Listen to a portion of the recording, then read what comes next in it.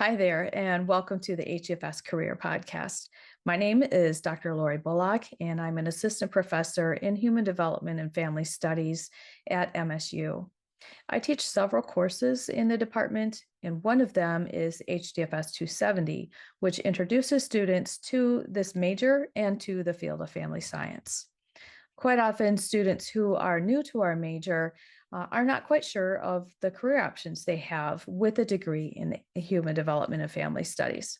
Some students know exactly what they want to do, and some students aren't quite sure and can sometimes feel overwhelmed.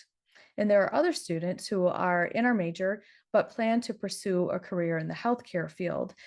These would be students who know that they want to be nurses or doctors or child life specialists, occupational therapists, and so on.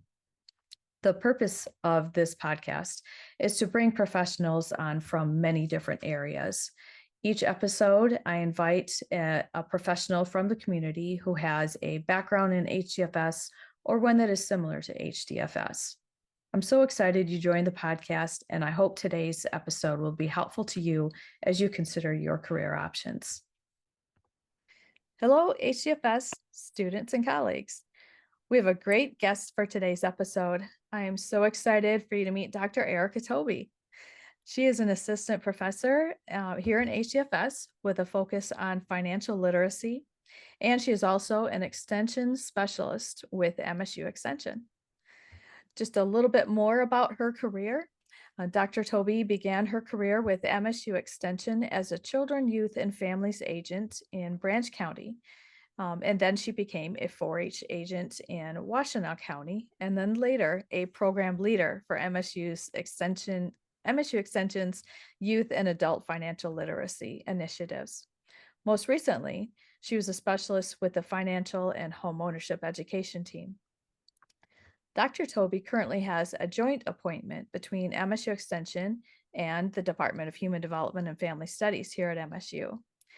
Since 2011, Dr. Tobe has taught various personal finance courses. She also coordinates collegiate financial literacy initiatives, including a partnership with the MSU Federal Credit Union to support the Go for the Green financial literacy initiatives. From 2016 to 2018, she also served as a graduate program director here in HDFS. In 2020, Dr. Tobe became the director of MSU Extension's Children and Youth Institute, after having served as an associate director since 2019. In these roles, she provided leadership to over 200 staff across the state who work collectively to prepare Michigan's children and youth for the future. She served as director until 2022. She then resumed her role as extension specialist of the financial and home ownership education team. In this role, Dr. Tobe provides program leadership, including serving as the team grant principal investigator and providing primary oversight on research initiatives and curriculum development. Dr. Tobe, thank you so much for joining today's podcast episode and being willing to share your career experiences. You have served so many roles at MSU Extension and here in HDFS, so I'm really excited for our students to learn from your experiences.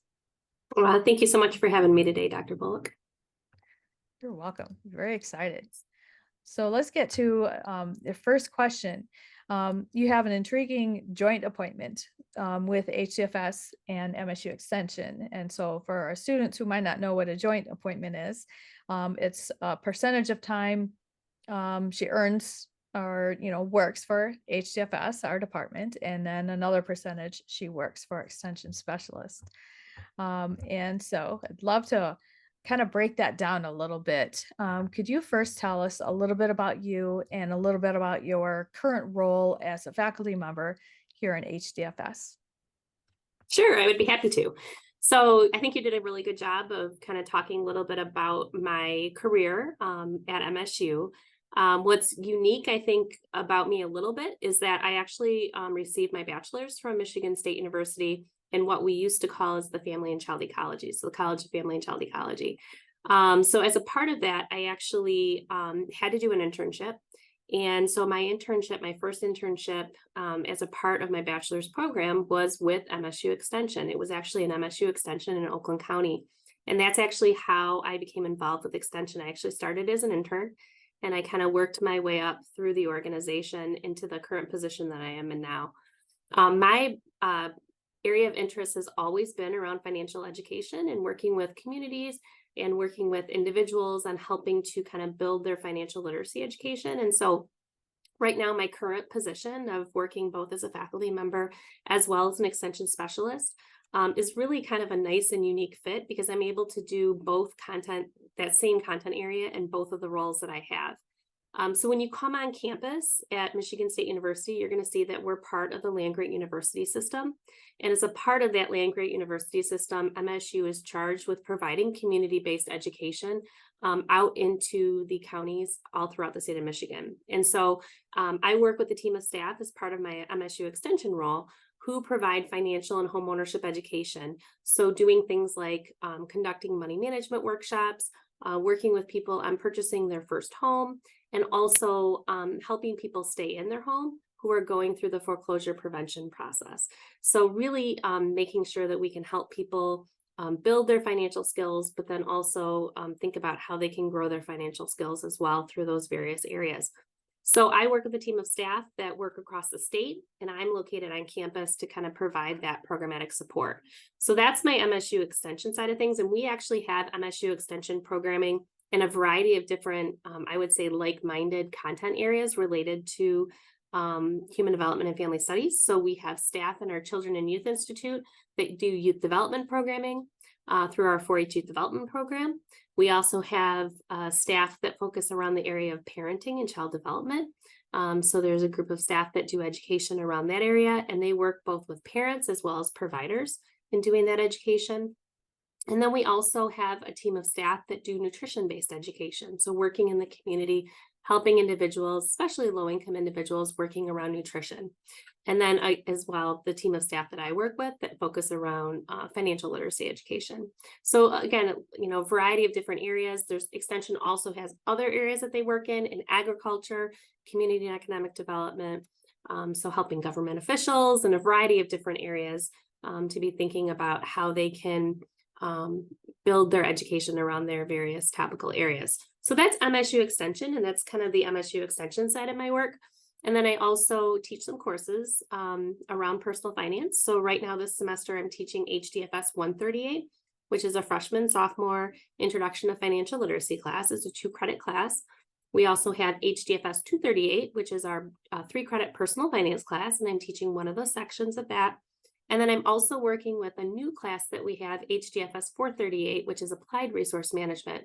And that's part of the resource management minor that we have through the College of Social Science. That's actually the capstone course. So if you choose to do that minor, that's a great opportunity. You get to have that class, and it's a great opportunity to kind of think about financial education as an opportunity for a field of interest. I'm so glad that you explained a little bit more about Extension for our students that might not know much about that. So you explained all of the different areas and some of the different ways that you work with Extension currently. And then I love how you kind of talked about your faculty role, and including the new course, the 438 for that capstone. Does that capstone like include a project that is also done then for that minor? So there isn't a particular project through that, but the class is really built around a lot of case studies. So what we do in that class is really investigate how you can think about utilizing financial education and financial literacy in the various aspects that the College of Social Science really plays a role in. So anywhere from thinking about financial social work, financial counseling, financial coaching. We talk about financial therapy as another option, and then also financial planning.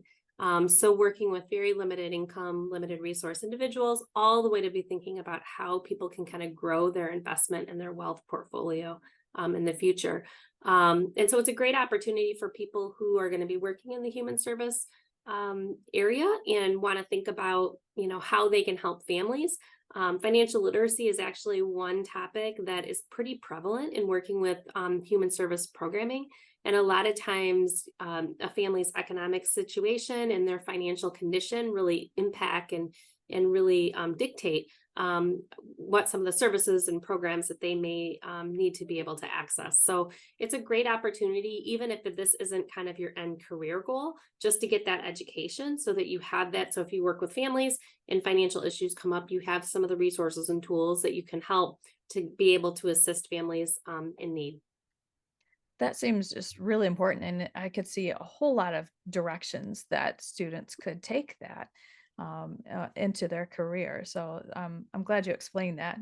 It gives them a little bit more information about that minor. Sounds like it could be really useful for students, both in their personal lives, but also their professional, especially if they're very compassionate and passionate about working with underserved communities. So it seems like that'd be Yeah, important. most definitely. And a lot of the issues that we talk about in that class as well, really focus around, again, very like-minded content related to human service professionals and some of the work that we deal with. And so it's just, again, nice to kind of think about some of these issues before you get to the opportunity of actually dealing with this in a professional setting, is really important. Yeah, yeah, that's great. Great information. Could I ask you a little bit more about extension too? You Mhm. mentioned, or your bio mentioned, that you started out as an extension agent at a county office. So can you explain a little bit about the difference between someone who works in the county extension Yeah. offices and then your role as a specialist here at MSU? Yeah, that's a great, yeah, be happy to. So it's interesting. We've kind of gone throughout the years and had a terminology change. So what used to be called an extension agent is now called an extension educator. And really, the actual position hasn't changed. It's just the terminology of what we typically call those staff members. We also have program instructors as well. So again, really that focus around education. But each county in the state has an extension office. Typically, it's housed in a county government building. And it's a department just like a health department might be, or the human service agency might be in that local community. And they're really charged to provide education to the residents of that community and provide education that'll meet the needs of that community. So when I say that I work with a team of staff that are focused around financial literacy and thinking about financial and homeownership education, all of these staff that I work with are actually housed in extension offices and provide service to an area or a geographic location around that community. So we're really community based. And again, you can find an extension office in each county in the state. And each county has a little bit different representation in their office. And it really depends on the needs of that particular community and the funding that exists to support those community residents. Great, really good information. And then you as an extension specialist, like you said, you work with them and um, provide help with grant funding or overseeing grants and things like that. Yeah, definitely. So the team of staff that I work with, each of those staff members do similar type of work in the community. And then I provide more, I would say, oversight, um, serving as kind of the grant principal investigator, helping with some research, helping with some evaluation, um, making sure that all of our staff are trained. A lot with our the grant work that we do, there's a lot of compliance pieces with that. So making sure that we're following both federal and state guidelines. As our financial and homeownership education team, we're actually certified as HUD counselors, so housing, urban, and urban development. And these counselors have to abide by a series of rules and regulations as we work with individuals in the community. So there's a variety of pieces of paperwork that we have to make sure that we complete, and a lot of protocol that we need to follow to make sure that we're meeting the needs of all residents and making sure that the programs are available for all. That's awesome. Really great services. And it seems like it'd be very fulfilling working with in the community in that capacity. Yeah, it's definitely a different focus. I think with working with undergraduate students in a classroom setting, you have a very captive audience. You know the amount of people that you're going to be reaching, and it's sometimes a larger group of people that you're working with at one point in time. Obviously, we can have office hours and things like that, and there can be more individualized, but it's a class setting, it's a group setting. With some of the work that we do with our financial and homeownership education team, it's very much community based, and it'll change every day. So sometimes we might be working with a local agency, other times and partner with them to do a program. So for instance, a recent program I did, I actually worked with a group in Lansing called Shared Pregnancy, and I went in and it was new moms and moms in general and dads as well that were really interested in financial education. So it was a group of about 25 people, and I did a workshop with them on saving and credit management and debt management and budgeting your money. So thinking about how they can do that, I'm going to be coming back in a few weeks, and we're going to talk about preparing your saving plan for the holidays and thinking about that. So it's really nice because a lot of times it's very content focused. It's really kind of meeting the needs of that particular community. A lot of times we're working with agencies as well to do that. And then some of the foreclosure prevention work has been especially rewarding. We're working with people who are in high stress situations, about to lose their home, and making sure that we can try to provide any resources and assistance that might be available to be able to keep them in their home. So one of the things that our team of staff has been doing is we've been helping people complete what we call the MyHAF applications. It's the Michigan Housing Assistance Fund. And this actually came about during and after COVID, where people who had a COVID hardship and may have had a delinquency in meeting their mortgage payments, meeting their utility payments, meeting their property taxes. And so what we can do is we can actually work with a family, help them complete the application, and they can receive up to $25,000 to be able to get caught up back on their any of those areas. So utilities, property taxes, or their mortgage payments, which is extremely fulfilling if you can help somebody access those resources so that they can stay in their home and avoid foreclosure. Which is wonderful. And so we've been working with local county treasurers. There's actually been some events in the Lansing area where we've actually held at local churches, local agencies, and working in partnership with the treasurer's office to be able to work with homeowners in the Lansing area specifically to be able to do this work. And again, we do similar work in other parts of the state as well. So I'm hearing collaboration is a huge part of this Yes. position or of the work that Extension does. So coming alongside other organizations and government entities, like you mentioned, as well as the community members who see this need and or are experiencing this need. So that sounds awesome.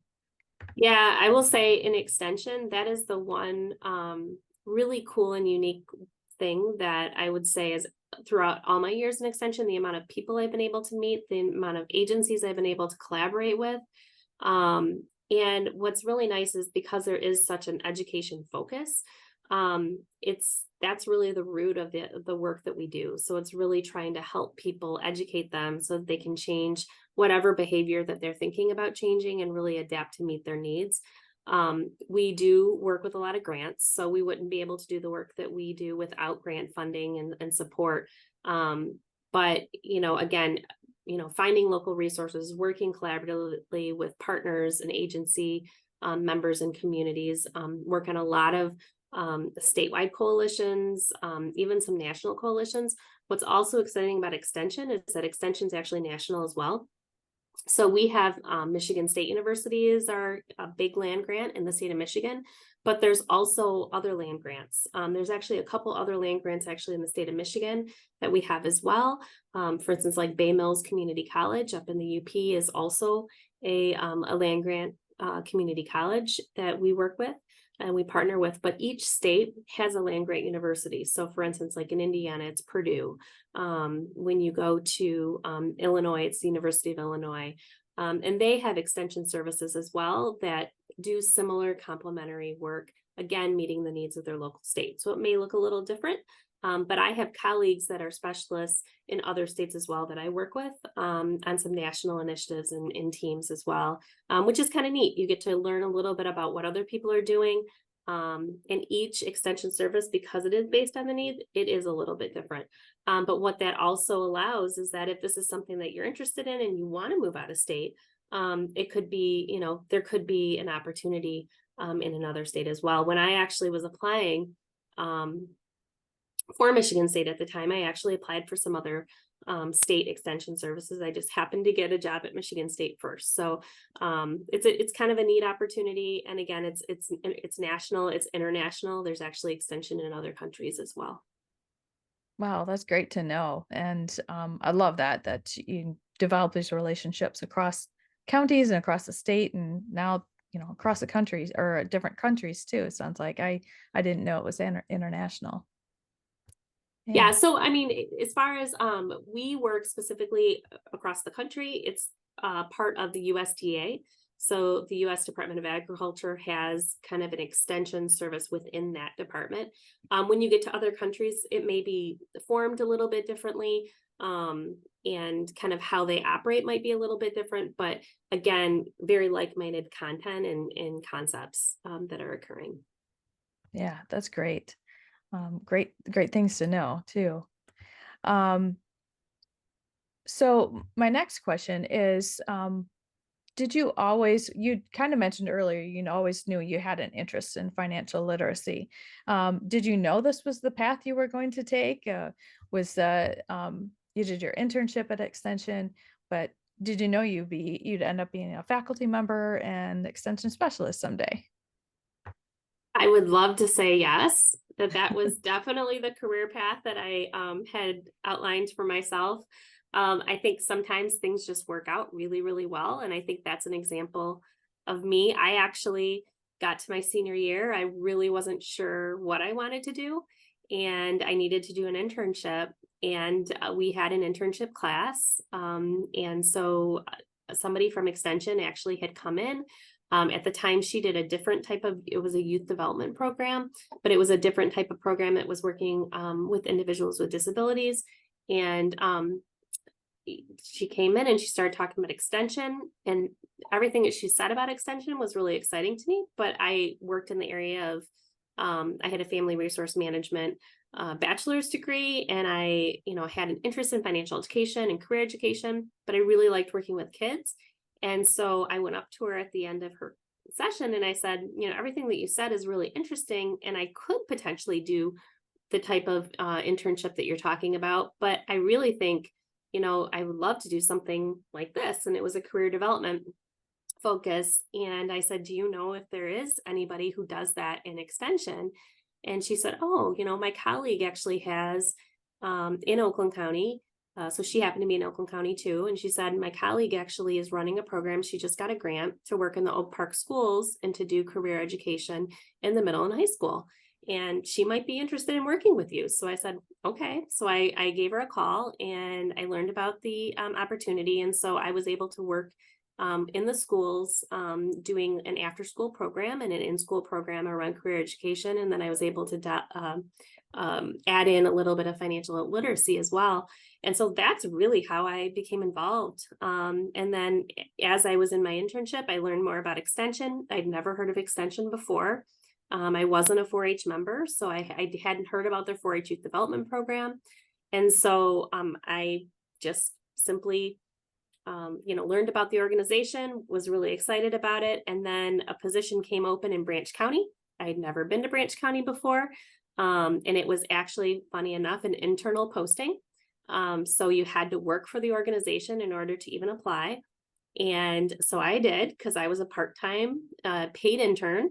So I felt that qualified me. And so I applied, I took a chance, and there was 2 candidates. And the first candidate actually didn't choose to take the position. And so I was the other candidate, and I'm just glad they gave me a chance. I'm sure I don't think I was their first choice, I'll be honest, but it worked out really, really well. And kind of from there, I just continued to kind of move throughout the organization. And so, did I have a plan? Absolutely not. I would love to say I did. But what has been kind of cool is that the organization has really allowed me to kind of grow I was able to get my master's in social work, and I did that. And then I was able to get my PhD. So I actually left the organization for about 4 years, became a graduate student at MSU, received my PhD. And then when I graduated, I was able to negotiate a position where I was able to be both a faculty member and extension specialist. So that was important to me at the time. I really wanted to stay in extension. It felt like a good placement for me, but then I also really enjoyed teaching. And so the position that I do have is really kind of, I would say, what I worked towards throughout all those years, although I don't know that that was ever the intended goal as I started. So sometimes things just work out really, really well. And I think, as you kind of take opportunities and chances, I moved to Coldwater, Michigan. I'd never been there. I was from the Detroit area. So this was a small rural community, but I took a chance, and it ended up being a great opportunity. So I think, sometimes stepping out of your comfort zone, and even if it's not the perfect position, you learn something for every position you take. And I had a mentor one time say, you can do anything for 2 years. So, taking an opportunity, even if it's something that isn't the opportunity you wanted to get right at the start, trying it for 2 years and seeing how it goes. And then, you're really putting your time in, and there's opportunities that could follow after that. So I don't know if that answered your question, but didn't have a grand plan. I'll be honest. But it worked out really well. Yeah, great information that you gave, because I heard a few different things. Is that you stepped out of your comfort zone, like you said, you reached out, you saw that person came into your class, your internship class, and so you asked some questions and just found out, is this possible? And it was. And then, like you said, taking a position, even if it wasn't what you planned, doing it to gain some experience, but you meet people along the way, and find out new opportunities. Yeah, So most definitely. Most definitely. And I will say, in working in extension, I've definitely done some things that were never in the cards. When I started thinking about that, I've worked a lot with kids around, with 4-H, you work a lot with programming around animals and agriculture.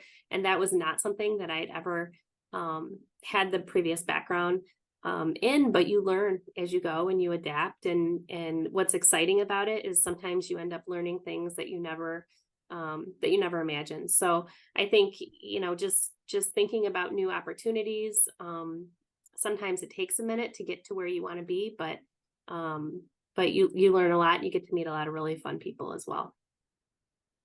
great information. Um, I'd like to touch a little bit about networking. We kind of have already with Mhm. collaboration and networking and stuff, but besides the national MSU extension and international, are there other organizations that you like to connect with or network with, and or whether you go to certain conferences and things like that? So in the financial literacy field, a couple of the big conferences that I've gone to is one is it's AFCP, it's the Association for Financial Counseling and Planning Educators. So that is one that's definitely focused around financial education. And what's cool about that conference is that actually has university focused individuals doing research. You have extension staff who are focused around financial education in the community. You have practitioners they may be certified financial planners, they may just be financial counselors as well. And then you actually have a group, the military. So the military actually is a huge employment group for financial education, because in order for it to have certain security clearances, you need to be able to keep a particular credit score. So they do a lot of financial education in the military to make sure that people are financially healthy, so that they don't become distressed. There isn't any kind of risk with the roles that they have. So they do that. And then they also do a lot of entrance and exit counseling for individuals who are coming in and then exiting out of the military as well, because there's unique financial circumstances. And then there's a whole area of that group that's also focused around financial aid. So, and thinking about that as an opportunity. So that's kind of a neat conference, and it really is cross-disciplinary within financial education and within the financial education field. I also belong to the Higher Education Financial Wellness Association, and those are really just focused around university financial education. So that's actually, it's nice because it's very unique to the work that I do, especially with our Grow for the Green initiative, which is a focus around financial education and helping boost financial education for undergraduate students. So we do a lot of work in that area. And so it's nice to kind of, I was able to go to that conference this summer, and it was really nice to kind of talk with people who are focused in that area. And then other associations I've belonged to in the past have been focused around extension. So there is the National Extension Association of Family Consumer Sciences. So that is a group of individuals focused around financial education, parenting, and nutrition that work in extension. And then there's also the National Association of 4-H Youth Development Staff, and that is an association focused around youth development work and youth development professionals. So, Well, that's great to know. All of the different opportunities or people to learn about and collaborate with, or even just learn from, on, what are you doing over here? Well, this is what we're doing over here. And so just sharing information and knowledge. Love that environment. yeah, and I will say a lot of these associations actually have student rates. And a lot of times what I tell students is use the advantage that you have as a student to be able to seek, resources and support, because a lot of professionals will talk to you now. Whereas once you graduate and you're on the job market, it becomes a little bit more difficult. It's not that people won't talk to you, but you just have that unique advantage of being a student and learning all that information right now. So take advantage of that as much as you can. That's a great point too, because people want to help students succeed after graduation. And so that's a great point Yep. to make that for students. That's awesome. So my next question is, knowing what you know now, what do you wish you had known in your early college careers or college career? Yeah, that's a great question. I think, don't be afraid to take chances and get out and meet people and build connections. I think, I think about myself as an undergraduate and kind of starting out, and I was timid and shy and nervous about kind of making those connections, thinking I was going to do something wrong. And I think, you know, the one thing that I've learned over my years is that people are willing to help you, and especially students, if they're willing to see that you care and you have a passion, people a lot of times will help you as much as they possibly can. So I think, the biggest advice maybe that I would tell myself at 18, 19, 20, 21 is just, look out for opportunities and don't be afraid to kind of take chances or talk to people and ask people. I think, a lot of times I wouldn't be where I am today without having conversations and building those connections. And it really helps. It really helps. That's awesome. Thank you. My last question then is it okay if students contact you if they want to know more information about extension, about financial literacy, and what you can do with an education in financial literacy? Yeah, absolutely. I would be happy to talk to anybody. I'm always happy to talk to people who want to talk about financial education, but I'm also very open to having conversations about extension as a field. Great opportunities, lots of employment opportunities available. And so, it's been a great career field for me. And I think I'm always happy to tell students about the opportunities that may exist. So please feel free to contact me. That's awesome. Do you know if they still do internships at some of the state or Mhm. county offices? Okay. Yep, they absolutely do. So they still offer a summer internship opportunity. And those are usually, I think, released in like maybe February, March each year. But then, so that's completely available, and that would be open. And if anybody's interested in extension as an internship opportunity, you can also let me know as well, and I can share that information as it becomes available. Well, that's good to know. Thank you. Thank you for providing that opportunity, for offering that. So I will, in the episode description, I'll include with your bio, your email address, and I think you also sent your Twitter account Yeah, information. So Twitter yeah, that's handle. fine. I mean, people could email me or Twitter's fine too. Yeah, not a problem. Okay. All right. Good. Well, thank you so much for joining us today and telling about your career experiences. You provided such great information and knowledge. I'm really excited for our students to learn about this and hear what you had to say. Thank you so much. I'm happy to talk with anybody and just want to say good luck.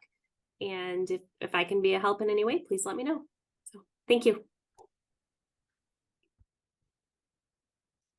Thank you for joining me for today's episode of the HDFS Career Podcast. I hope you enjoyed meeting Dr. Erica Tobe and listening to the wealth of information that she gave about her career in financial literacy and with MSU Extension, as well as our department here in HDFS. If you have any questions for her, she would be happy to answer them. Her email address will be in the episode description. And so feel free to contact her about any questions you may have about the careers with Extension or careers in financial literacy or both. Please join me again soon as I interview more professionals and so you can learn about their career journeys. I hope you have a wonderful day and enjoy the rest of your week.